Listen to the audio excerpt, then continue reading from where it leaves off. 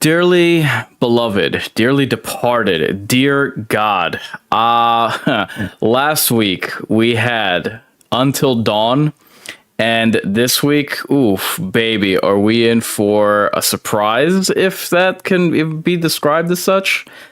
Uh, I mean, the list of charges include having R.I.P'd off another vampire horror film from nearly 30 years ago. Shamelessly so, I might add. So let's jump right into it. Sinners is a ripoff of From Dusk Till Dawn. There's no denying it. As much as people may want to, and believe me, I'm going to get into why this is the case. So, I suppose let's start where we should, which would be at the beginning. So what we have on tap for this particular film is Brothers on the Run from the Law. And no, sorry, but the fact that that in Sinners they're twins, yeah, that does not revoke the similarities that we're dealing with here, folks. And by the way, I suggest if you think that that comparison is shallow enough, that's just number one. And let me warn you ahead of time, buckle up. So, yeah, I mean, if it isn't just that you have two criminal brothers that are ducking the law, I mean, even their personalities are similar to the Gecko brothers, the two roles that Michael B. Jordan plays. I'm like, when I was watching the movie, and mind you, I wasn't expecting this going in. I did not know that in Sinners, the vampires take over just a single location. I thought it was going to be the entire town. I thought they were going more for a 30 Days of Night as opposed to From Dusk Till Dawn. But this is but the first of many undeniable similarities between the two. Next up, we have where the more abrasive of the two brothers, the more remorseless sibling, is turned by a temptress. This is when things started to really click for me watching this movie. I'm like, okay, maybe it's a coincidence. Maybe they just fell into this particular similarity. It wasn't intentional. You can't get any more. How can I put it? You can't get any more quintessential From Dusk Till Dawn because, you have the setup of the two brothers. They're in a single location bar where there's gambling and sex going on. And then like I said, the brother that you wouldn't root for, the jerk sibling, he's the one in a sexual encounter that gets turned. So, and of course by the sexy vampire. So yeah, now we're off to the races. Let's move on. By the end, and I probably should have put spoilers up, but whatever. By the end, you also have two survivors. One criminal, which is the good brother, the nicer of the two brothers that we can relate to. And not only do you have the other survivor is an innocent, a person that we identify with innocence, but they just happen to be the child of a preacher. I'm like, bruh. Really? And again, this particular setup for the movie at the end, by this time it was just blatant. This is just I didn't put this list in any particular order, but yeah, by the end, this is just the icing on the cake over how blatant of a plagiarism that I was treated to when watching this movie. Again, and this would be number 4, the single location. Now, this in and of itself wouldn't be a deal breaker, so to speak, if not for the fact that, like, what are we doing here? It's so obvious that they picked a particular location where there's drinking, there's dancing, there's all of this going on. So, what other conclusion can you draw except that, hey, I've seen this before? Now, it wasn't as explicit or illicit as from Dusk Till Dawn, but I mean, there are plenty of shenanigans going on, let's call them. So, yeah, it very obviously isn't just an homage. No, they're not going to be able to get, no defender, no apologist for this movie would be able to deny what it was that we were seeing here. And there's a lot of like salacious things going on. It's, it's Sodom and Gomorrah. You know what I mean? So, and again, they could have picked any type of location, or it could have been an entire town. But the fact that it's a bar, and the fact that, all dancing is going on, and grinding, gambling, all of that, like all of this, like sinful activity under one roof. Yeah. And if it were just for that, if it were just the single location, yeah, you could say that in isolation could be deemed as a reach. Not the case here, sorry to say. So moving on from here, and this also deals with the end of the movie. What do we have? The Last Stand. The survivors band together in one final confrontation against the evil monsters. And I mean, it's not just that, but you have a discussion of vampires, just like in From Dusk Till Dawn. Right when the first appearance of when they come face to face and confront what it is that they're dealing with, that's when the discussion begins. Just like in From Dusk Till Dawn, and they start talking about what it is that they're dealing with, the disbelief around it, how to kill them, of course. So, yeah, I mean, sorry, but again, in isolation, just like the single location, you could make an argument where, you're kind of reaching. It'd be expected that people would want to figure out what it is that they're dealing with. But no, the fact that it happens in sequence, it's not just that it happens. It's that the discussion around vampires occurs in both movies right after the revelation comes about of the evil behind the mask of not innocence, but regular salacious lifestyle. Once that mask is pulled back and you're shown the sheer level of brutality and otherworldliness that you're dealing with, that's when the discussion happens. And again, straight out of the playbook of From Dusk Till Dawn. This one, I felt like, man, they were just going full on with the ripping off here. But the fact that in both movies, not only do you have someone mistakenly provide permission or a way in for the vampires to enter the vampires on the outside to enter the establishment, in both scenarios it happens to be a minority. I thought that was hysterical. I'm watching this movie, I'm like, and I knew when the character inadvertently allowed the vampires who are on the outside in Sinners to now enter the establishment, I knew for a fact, and even then, the movie kind of plays fast and loose with it, but whatever.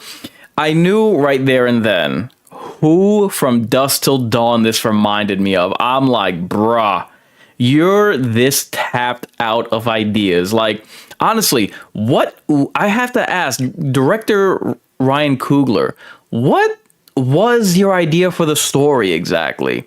Did you just have like the most surface level of premises that you were dealing with, and you thought, I'll just rip everything the hell else off that I need to make this movie from another movie? I'm just like, oh man. And again, this is the plot points that they pilfer shamelessly. They're peppered throughout this premise.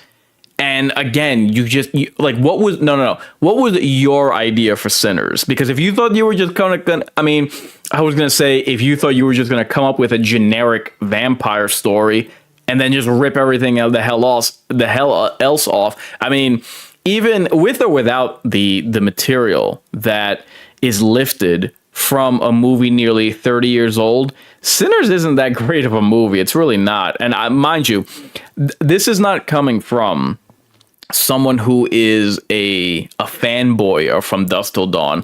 I finally find it overrated. I'm not a fan. I'm not head over heels defending its honor or any of that crap.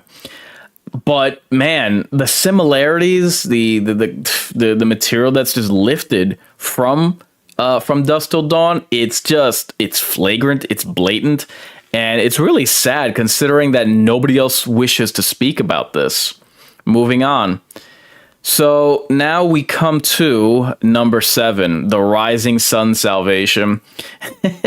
Just like in From Dusk Till Dawn, right after The Last Stand, there is a breach within the door that allows sunlight to ultimately kill the bad guys, kill the vampires.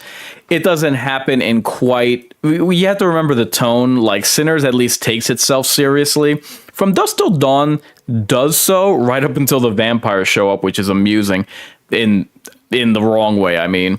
But yeah, the fact that you in both movies you have the morning sun is what ultimately does the remaining vampires in. It's like, man, just like every other detail, the previous details that I mentioned, it's like, wow. Ryan Coogler he just really thought that he could just do all that, just rip everything right off of this other film, which, you know, is pretty well known. From Dusk Till Dawn has its fans. So, how did you think that you were just going to do that and get away with it? Also, you have the setup where before the monsters break into the door, they must first be on the outside. So what do we get? The barbarians at the gates. So this is just another situation where the villains are barred on the outside and the survivors are holed up inside. It's just like, bro, come on. And this obviously goes... this is the case before the minority character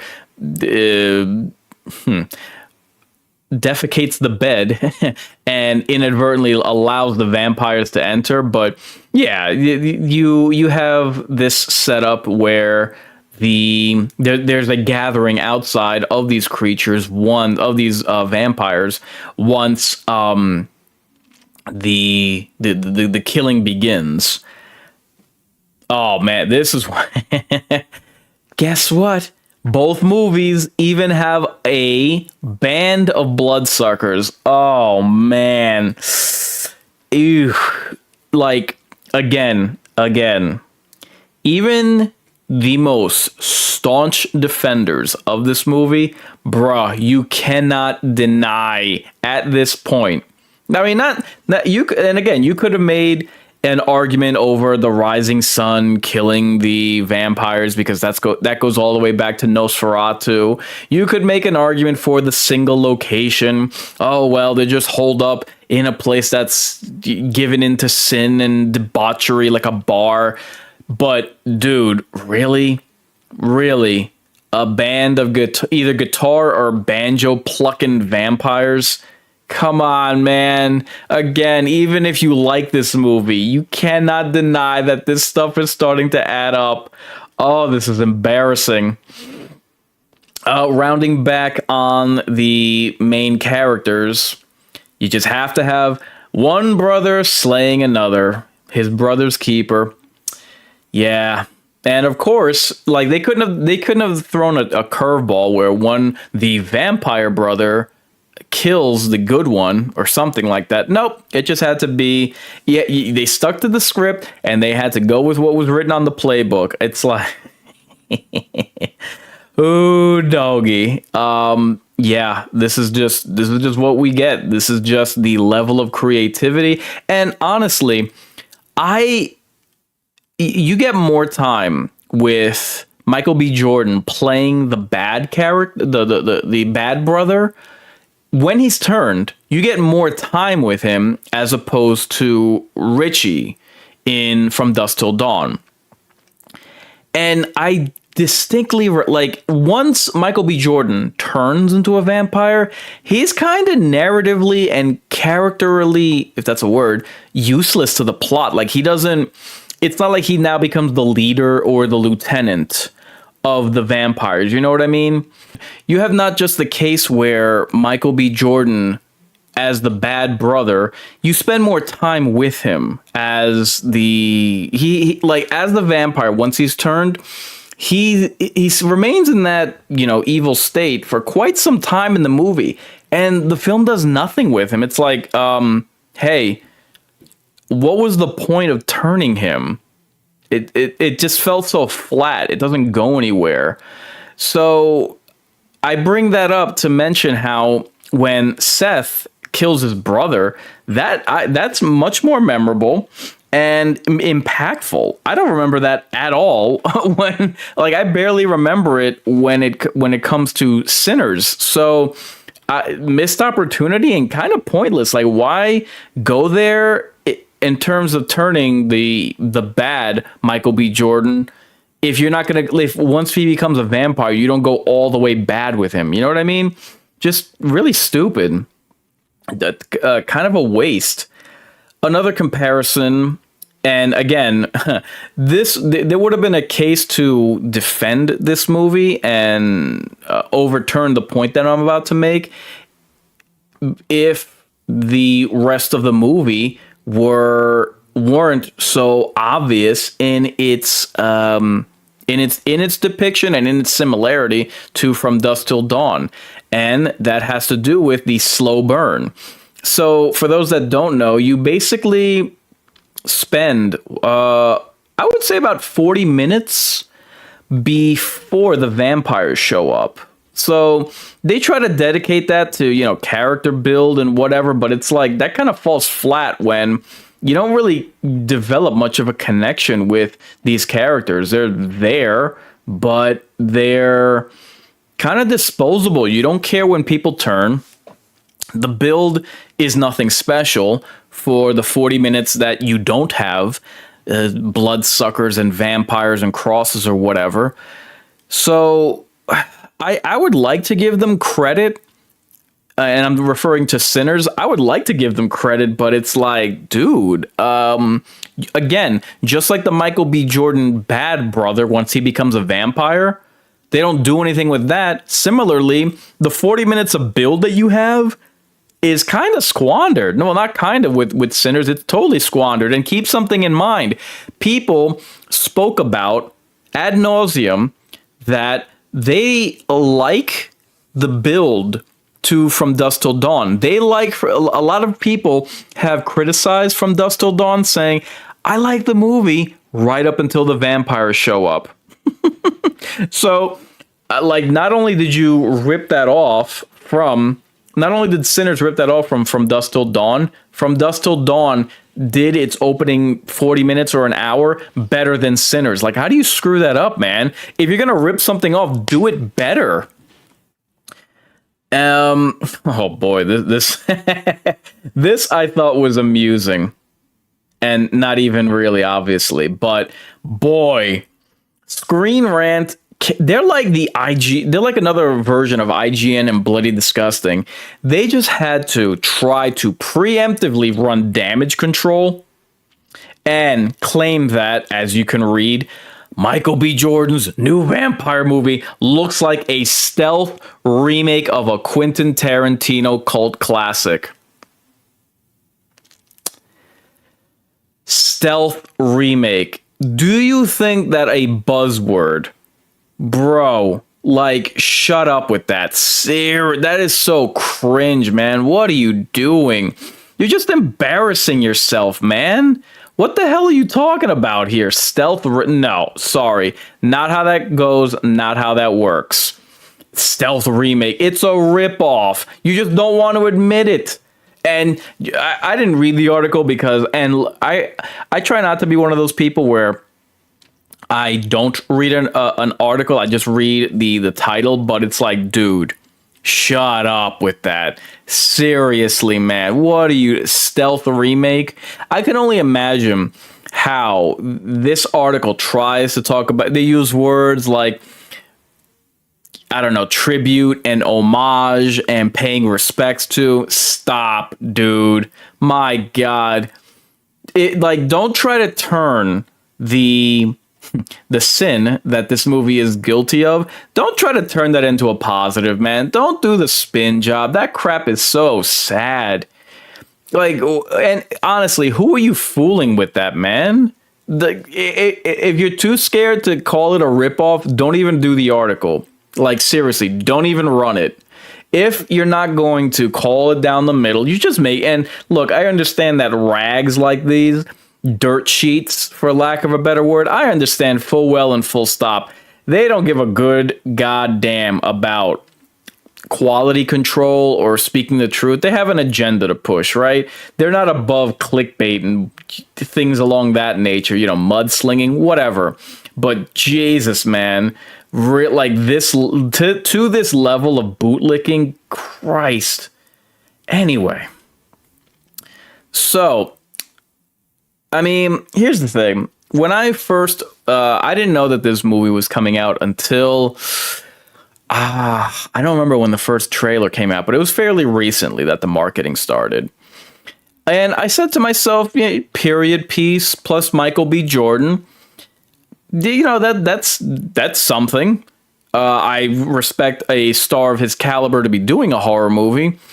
But man, after watching the first trailer and subsequent teasers, subsequent movie previews, I'm like, the period piece and the draw of Michael B. Jordan, I mean, those are really the only points of intrigue in this movie. There's nothing compelling. There's no like twist really that's gripping or enticing. There's no intrigue. And I mean, nothing from the trailer draws you in. Not the setup. No, it's very, what you see is what you get.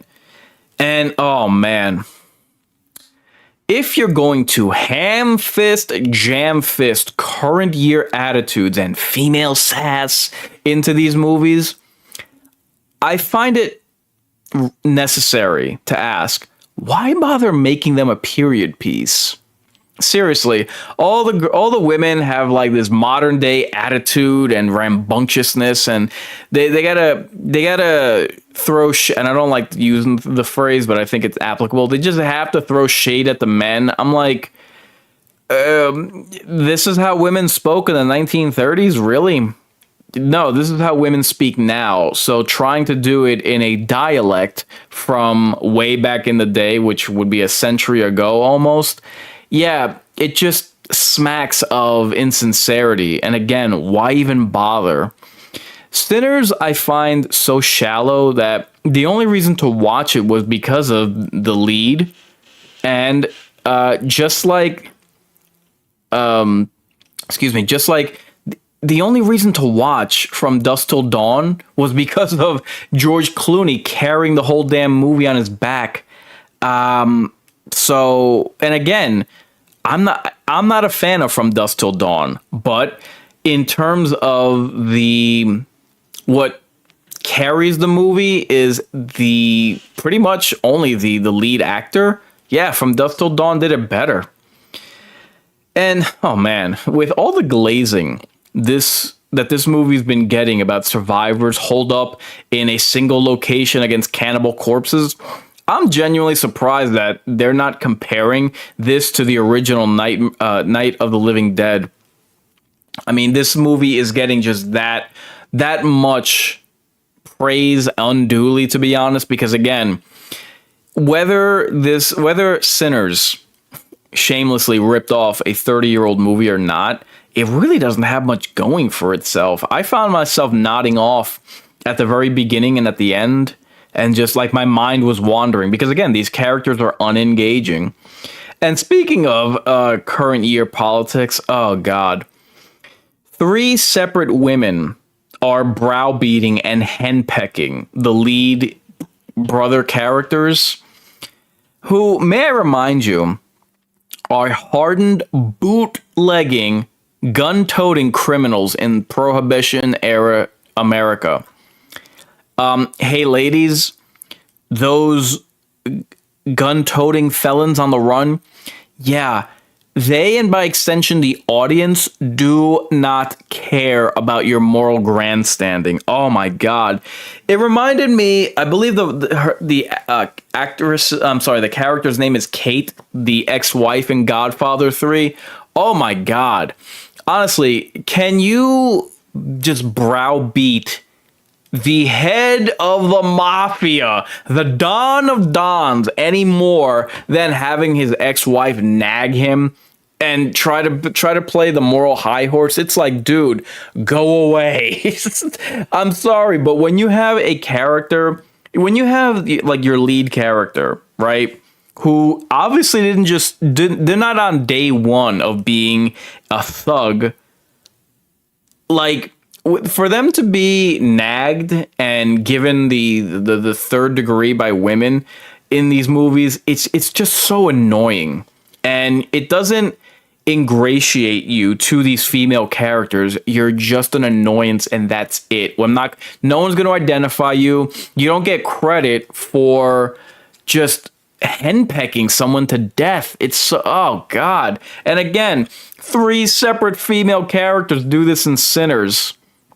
The more abrasive brother shot a kid in the leg for stealing from his car, based on a reputation to keep. Yeah, this ain't the guy that's gonna put up with your lecturing.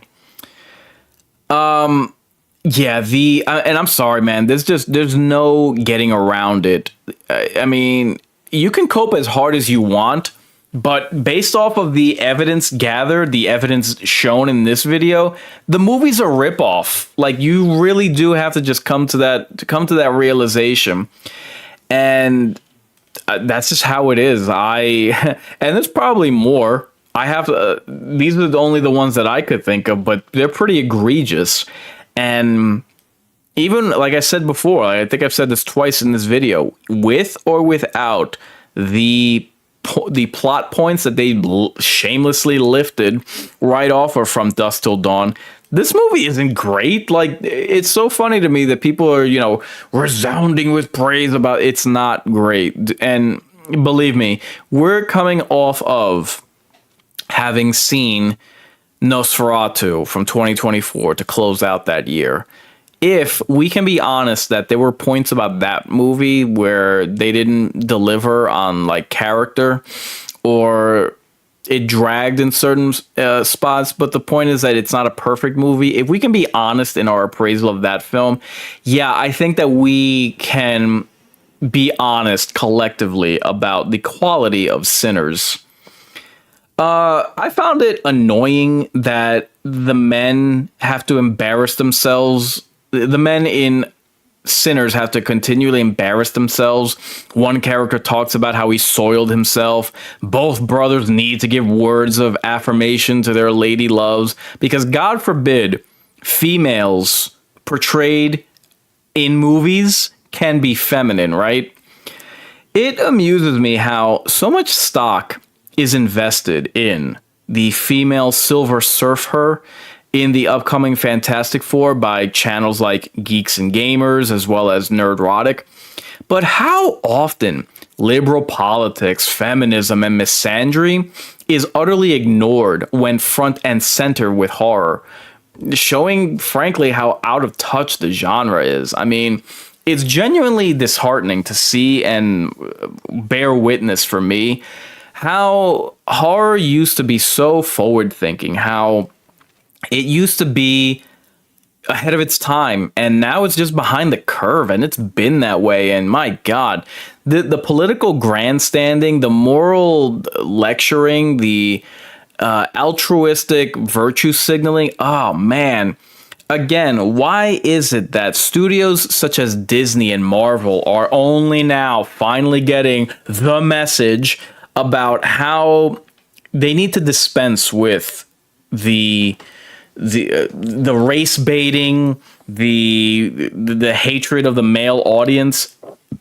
it astonishes me how we can have movies like Deadpool and Wolverine and what was the Tom Cruise movie, Top Gun Maverick, how these movies can go on to make $1 billion and people can kind of start to get it that, hey, we should lean off of all of this, just all of these racial politics, identity politics, because dude, it's not working. It amazes me how other channels and other podcasters and film reviewers, they seem to not see that this is very commonplace with horror, and it's not a good thing. In fact, it's to the detriment of the genre.